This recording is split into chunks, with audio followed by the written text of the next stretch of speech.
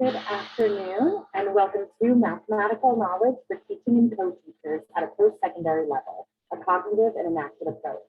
Our presenter today is Lida Bentz from the University of Northern Colorado. If you have any questions for the presenter during the session, please feel free to enter those into the chat at the bottom of the Zoom screen and we will address them at the end of the talk. And on that note, I'll hand it over to our presenter. Thank you. Hello, my name is Lida Bentz, and today I'm going to tell you a little bit about part of my dissertation, which was regarding mathematical knowledge for teaching. So let's get the slideshow up and running. It should just go. There we go. All right. So first, I'll talk a little bit about the rationale for my study. Then I will define, I'll define some key terms. I'll talk about the rationale for my study.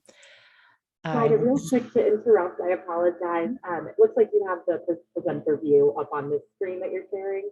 Thank you so much. No problem. Okay, let's share the other one then. There we go. Is that better? Oh, the screen share's paused. Beautiful. Oh, resume share. There we go. Oh, golly. Never goes. Let's try it one more time then. All right. Okay. And I have now lost my Zoom stuff. There it is. Good golly. Okay. Let's just share that. And then if I pop this up, we should be good to go. Okay. Is that the right screen now? Yeah. Thank you. I appreciate it. Thank you so much. All right. So mathematical knowledge for teaching, or it's commonly known as MKT, is the mathematical knowledge used by a teacher to teach mathematics. So for example, what order to have your students present solutions to a mathematics problem in order that all of your students have the opportunity to share their solutions and highlight different ways of thinking would be considered MKT. So people use a combination of their goals, knowledge, and orientations to solve problems and make decisions in their classroom. As such, the learning experience of the students depends at least in part on the knowledge of their teacher. Furthermore, mentorship is one way that many teachers gain experience in teaching while sharing responsibility for the class with a more experienced teacher. Considering how mathematical knowledge for teaching develops in such relationships could inform how to support pre-service and in-service teachers in developing their MKT and improving the learning environment for their students. Furthermore, mathematical knowledge for teaching has primarily been examined as either cognitive or enacted. My study considers both aspects of MKT. So following this model, encouraged by Schoenfeld in his 2020 paper, he advocated for studying MKT from both an enacted and cognitive perspective, first by distinguishing between big K and little k knowledge, where big K knowledge is the tacit and explicit perceptions and understandings of an individual. This includes their goals, resources, and orientations. Those are the three dimensions or three factors. So that's big K knowledge. Little k knowledge includes an individual's understanding. So as someone's individual knowledge and understanding is part of their resources, little MKT is a subcomponent of resources. Based on Schoenfeld's framing of MKT, I have the following research questions. What is the big MKT of each instructor during a mentorship in teaching calculus for pre-service teachers in collegiate mathematics? And how does the big MKT of each co-instructor influence the learning environment? Note, by a mentorship, I am referring to a co-teaching setting where faculty members or a faculty member and a graduate student are co-teaching mathematics with the goal of mentoring the graduate students in the teaching of that course. So for methodology, this was a case study of co-teachers. So the co-teachers were teaching calculus for pre-service elementary teachers. This course was in a math emphasized track for pre-service teachers. Due to the COVID pandemic, this occurred online using Zoom. It met twice a week on Tuesdays and Thursdays, with the co-teachers meeting themselves on Monday for co-planning They also had created and pre-planned course materials over the previous summer in preparation for their co-teaching during this semester. The instructors were Jack, a graduate student, and Rosa, a faculty member. Jack was the mentee. He was a fourth-year graduate student. He was taking a course with Rosa at the same time that he taught this with Rosa. He had also taught the non-math emphasized courses for pre-service teachers, as well as mathematics for the liberal arts, and he had co-taught discrete mathematics with a different instructor previously. The mentor teacher was a faculty member in the mathematics department. She had not taught this course before either, which was rather odd, but had taught linear algebra and had taught this course as prerequisite and the first two courses for pre-service elementary teachers in the non-math emphasis. She does also taught a variety of graduate level mathematics education courses. Data was collected for 6 weeks of this course, which corresponded to weeks 9 through 15 of the semester. These results focus on weeks 3 through 5 of data collection because these weeks were consecutive, so I could see the development of the classroom environment and the teacher thinking. Also because each teacher taught at least twice during these weeks, and the mathematics content of weeks 3 through 5 was covered in a typical calculus course. So I discussed the big MKT model previously as seen up here. I use this model to help code interviews and investigate the cognitive MKT of each participant.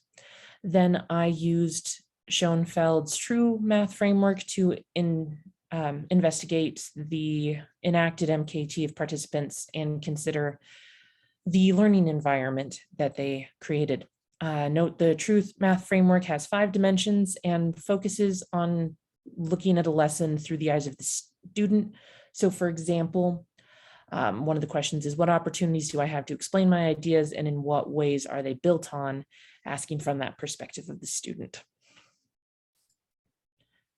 So I conducted an initial and final interview with each participant individually, as well as 6 cycles as seen on this slide. So each week I would observe and record the participants' planning meeting. I would then conduct a pre-week interview with each participant asking about their goals, resources, and orientations for class that week. I would then observe the lessons that occurred that week, also video audio recording, and then conclude the week with a post-week interview with each participant individually. The post-week interviews allowed me to follow up and ask questions about things that occurred during the week. Relating to my research questions, the interviews helped me to examine the big MKT of each instructor. Interviews were coded for big MKT dimensions of goals, resources, and orientations, as well as little MKT. These were used to assemble the MKT profiles of each participant. Lesson observation transcripts were coded for TRU Math related utterances, and each lesson was scored for 3 of the dimensions of the TRU Math framework: the content, or the mathematics, cognitive demand, and agency, authority, and identity. Before coding all the lessons, I took a subset of the 5 lessons that included lessons taught by both Jack and Rosa, and coded them for utterances related to all 5 of the dimensions, as well as holistically what was the score for each lesson in those dimensions, and found that the mathematics, cognitive demand, and agency, authority, and identity codes occurred most often in the lesson transcripts. Based on that, I then coded all lessons for just those 3 dimensions, utterances related to that, as well as scoring each lesson one for these 3 dimensions: the mathematics, cognitive demand, and agency, authority, and identity. Note 1 is the lowest score, 3 is the highest score. Next, we'll talk about each of the profiles of each participant as compared with each other regarding goals, resources, orientations, and little MKT. Then we'll discuss the true scores of the lessons they taught and how the profiles impacted the true scores. So for orientations are the beliefs, values, tastes of the teacher. Jack had 244 utterances coded as orientations. Jack is the mentee. He focused most on student communication, of ideas, as he believed that's how students learned. He also believed that content should be directly applicable to the student's future and focused more on depth of content than breadth. So towards the end of the study, he became more frustrated with the notion of including more content instead of allowing the students more time to engage with activities and communicate with each other about the content during class time. Rosa had 171 utterances coded as orientations. She believed that students learned mathematics by doing mathematics. So for her, that meant students learned mathematics by engaging with the content through mathematical processes as described by the National Research Council or Common Core's 8 mathematical practice standards. So examples include adaptive reasoning, strategic competence, conceptual understanding, productive disposition, and procedural fluency. As the class time became more scarce, Rosa was very concerned that they would not have enough time to introduce enough content for the course to be considered a calculus course. And she prioritized covering content to get to the derivatives of exponential functions in lieu of providing more activities that would allow students the opportunity to develop their mathematical processes more. Note, there is a fair amount of similarity between the orientations of these two participants, which might have occurred due to the large amount of co-planning and collaboration that they did both before the start of the semester as well as during the semester. Their goals align with their orientations for the most part. So Jack had goals of focusing on student communication, as that's how he believed students learn, and wanted students to develop conceptual understandings, and wanted the content to be applicable to the students. When Jack was teaching, he worked to have different students volunteer and explain their thinking. He often attempted to create whole class dialogue and made things more student-led. He had 66 utterances that were coded as goals. Aligning with her orientations, Rosa focused on the students doing mathematics to learn through mathematical processes. Keep in mind that since Jack focused on communication, and that is one of multiple mathematical processes, Jack was more focused, where Rosa had more actions that she counted as mathematical processes. So she wanted students to develop conceptual understanding as well as their mathematical processes. 72 utterances were coded as goals. Regarding resources, these are things that the participants had at their disposal to aid in their decision-making and achieving their goals. Jack had his own little MKT in previous experiences. He relied on Rosa as well as the slides that Rosa created. Those slides contained the tasks for the students. And he also cited student assignments, discussions, and utterances to inform the decisions that he made in class or proposed in planning sessions. Rosa had also relied on her little MKT, student thinking, and slides. Rosa also referenced textbooks. Specifically, they had 3 different textbooks that were guiding their class. So she referenced those as well as she was planning slides especially. Regarding little MKT, so this is the individual's knowledge towards teaching mathematics. Jack primarily had little MKT codes manifested when he was anticipating and analyzing student thinking and discussing his personal experience, both in a mathematics classroom as a teacher and as a student. He, in interviews, did not talk as much about the mathematics as Rosa did. He also did not design the tasks during this time, where Rosa was more involved in the creation of those slides. So I had less evidence of the little MKT of Jack. He seemed capable of doing the mathematics required and was able to do all the activities when he was teaching during class.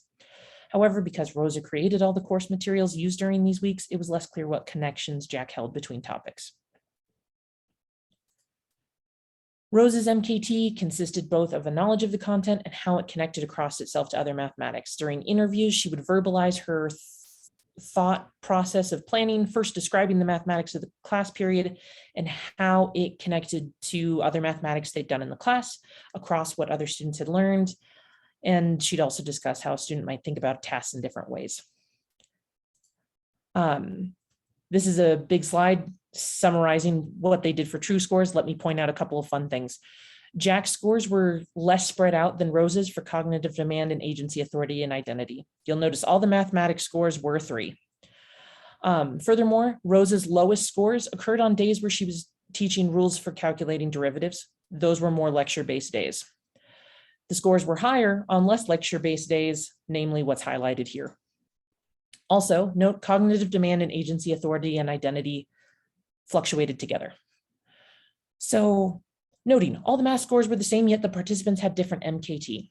Since Rosa developed all the content that was used, that seemed to support Jack in maintaining those higher mathematics scores. Furthermore, they did so much co-planning that they talked before every week on what they wanted to emphasize at a given time. And that might have both helped their goals and orientations align more and supported Jack in maintaining higher mathematics scores. The cognitive demand and agency, authority, and identity fluctuated together. This occurred as days where students were allowed more opportunity to discuss their thinking, also provided more insight into their productive struggle, and allowed the students more agency in what direction they took the solution of a task. Rosa's scores were equal to or lower than Jack's in all dimensions, specifically lower when she taught rules for calculating derivatives. Rosa discussed in interviews how this content was very difficult for her to develop lessons in the online environment that were engaging to students. She really struggled with being able to see evidence of student thinking and be able to respond to it in an online setting. Even in breakout rooms, she wasn't able to see the same things she would see in person. And this really was something she struggled with when planning rules for calculating derivatives. So what I found in this study is using Schoenfeld's big MKT model in combination with the TRU mathematics framework allowed me to observe both cognitive and enacted MKT of my participants. And just using one or the other, or just using interviews, or just observing the lessons, I would have missed either Rosa's struggle in developing developing the rules for calculating derivatives, or missed some of Jack's little MKT. Furthermore, the mentorship prayer collaboration supported higher mathematics scores for both participants. It also seems to be why their goals and orientations were more aligned rather than not. This also is shown by other researchers to support the development of mathematical knowledge for teaching, specifically teachers, by collaborating on goals and orientations towards teaching a course together. Finally, big MKT did indeed impact the TRU scores in the classroom. So when participants had goals and orientations that aligned with higher TRU score descriptions, they tended to score higher on those days.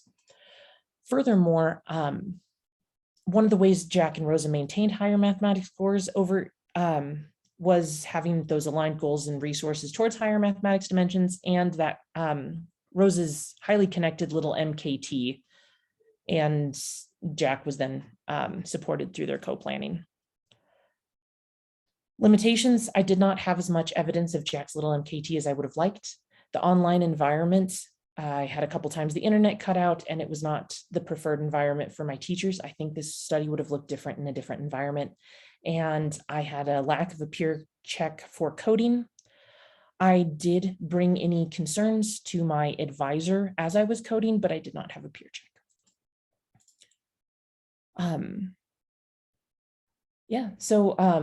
There are great advantages to looking at cognitive and enacted MKT at the same time. It allows a fuller picture of participants' MKT. And in looking at connections to the learning environment, it allowed me to see the impact of that MKT on learning opportunities for the students. Thank you. What questions do you have?